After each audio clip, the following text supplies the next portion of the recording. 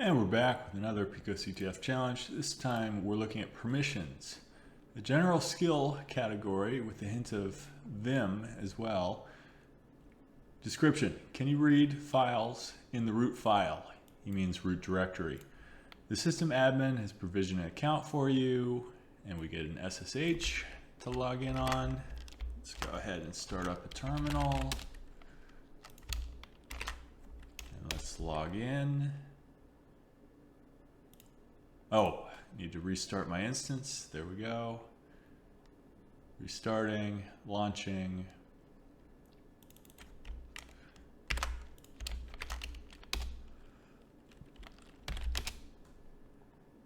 Take the password.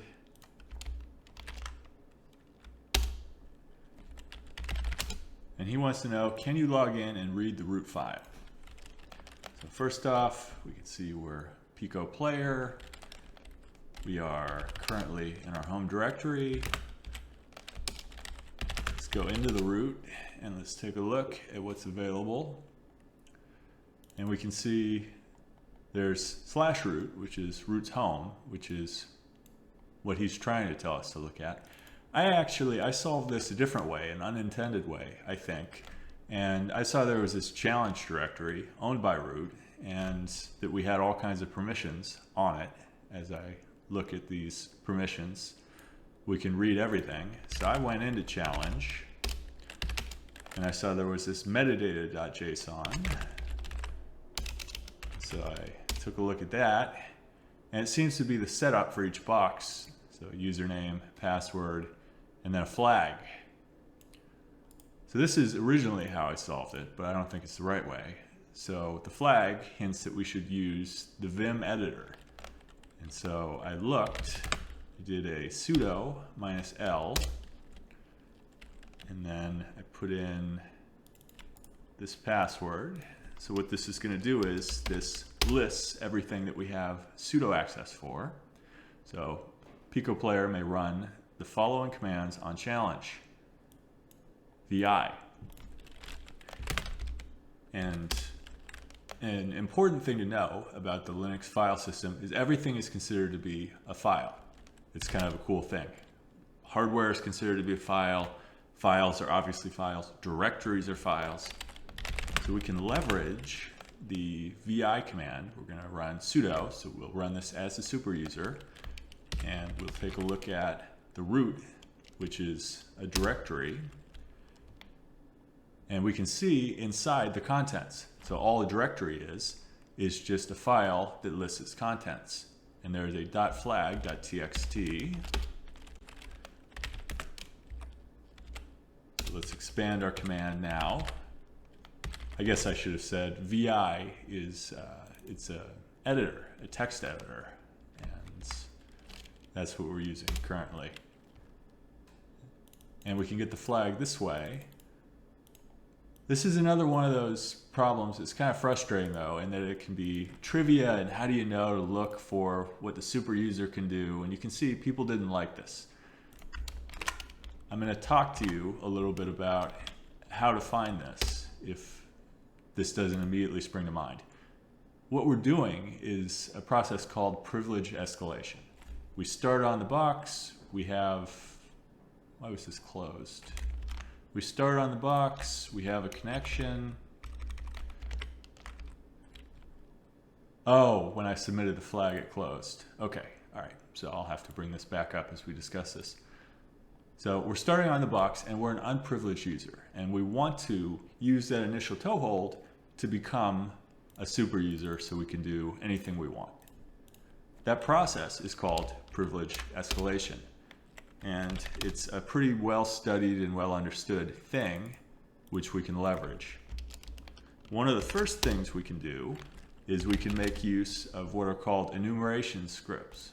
These are scripts that go over a whole bunch of common things that you would want to look at. Here's an example called linenum on GitHub, and we will bring up the raw page so that we can get a URL, and then back in our terminal we're going to do a wget to get the web page. We'll download this, we'll make it executable, So we can run it, and then we'll run it. And what you can see is it's going to spit out a ton of different information about the system. It's enumerating it. You still have to know how to read through this to find out what's going on, and not all enumeration or privilege escalation scripts are as good as others. Some will find this, some won't, but that's a place to start. Additionally, there's this really great website called hacktricks.xyz, and it has a whole section on Linux privilege escalation and a series of checklists. One of the things it recommends is you check out whether you can sudo and what you can sudo. And further, it links this really good website called GTFO bins, which stands for Get the Fuck Out of Bins, where a bin is just any way that you're constrained. So any way that you're less than a super user, and then you're given some privileges, maybe you can use those privileges to break out. And they have a whole bunch of different ways you can do this. So for different commands, let's start up higher. You can see all these different binaries.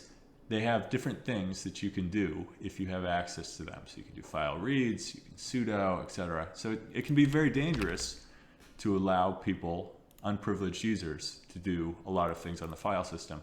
Here you can see there's a way to get a shell given the program VI. Let's give that a shot. So I did not copy. That's a problem. Just a second. Let's get out of this. And I want to do sudo vi, try to get the shell. Let's ask, who am I? I'm still, because I didn't sudo. Still Pico player. Once more with feeling.